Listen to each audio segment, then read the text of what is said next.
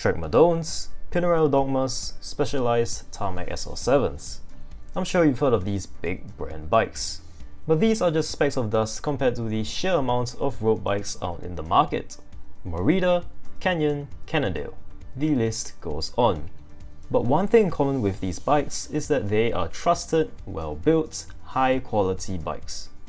If that's the case, then why should you even think of getting a Chinese road bike, specifically a frame, mass-produced in China with allegedly subpar quality and questionable safety? Obviously, the main attraction of a cheap Chinese frame is in the name, cheap. But why are these frames so cheap? Here's the top of the line Specialized S-Work Venge, and here is the Windspace T1500.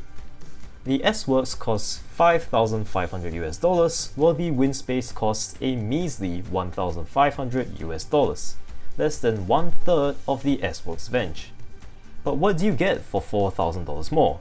You get a frame that's 90 grams lighter, a frame that's arguably more aerodynamic, a whole bunch of other stuff like stiffness and comfort, but most importantly, that ever so shiny S-Works logo.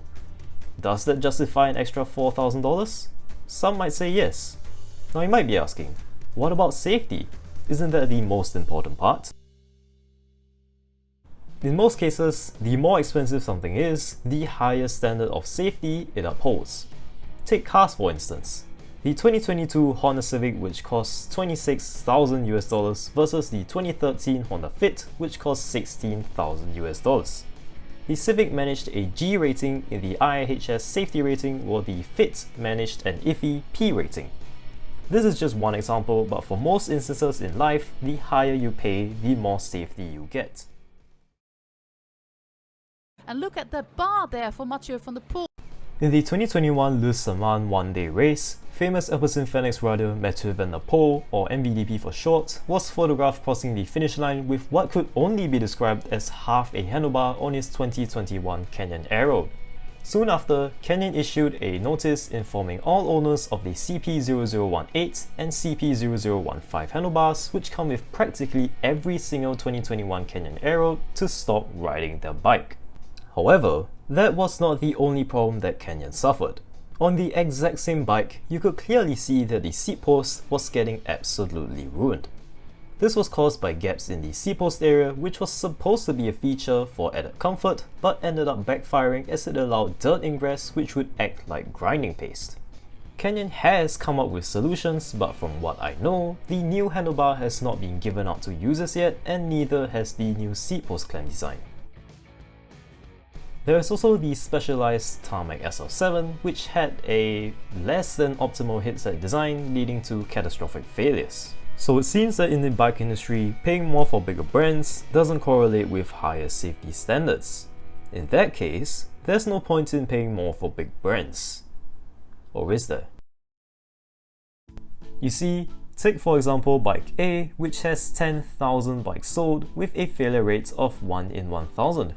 And bike B, which has 700 bikes sold with a failure rate of 5 in 1,000, so 5 times more likely to fail.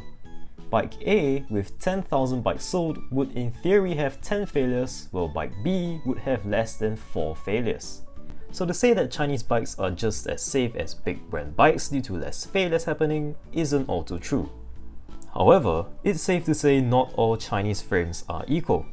You've got the unbranded questionable frames to the actually decent branded frames. In my opinion, if you want a reliable high quality frame though, you'll be looking at a bare minimum of around $600. Any less and the reputation gets dodgy. In my opinion, anything cheaper and you're better off buying an aluminum bike from a reputable brand. For instance, the Merida Sculptura 400. Whether you should get a Chinese road bike frame also depends on your status. If you have high income and can afford practically everything, why shouldn't you get a branded frame? If you're a racer and want to save every single watt out while racing, why shouldn't you get a branded frame with just hours of aerodynamic and stiffness optimization?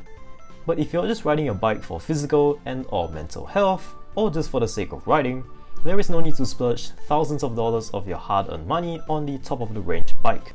But to sum it up, the reason for getting a cheap Chinese road bike frame is the cost. At the end of the day, it's up to you, the consumer, to make the decision on whether to get a cheap Chinese brand frame or a big brand frame. The best choice in my opinion is to go for something in the middle, like a Winspace, Icon, Yoleo, Trifox, and other stuff.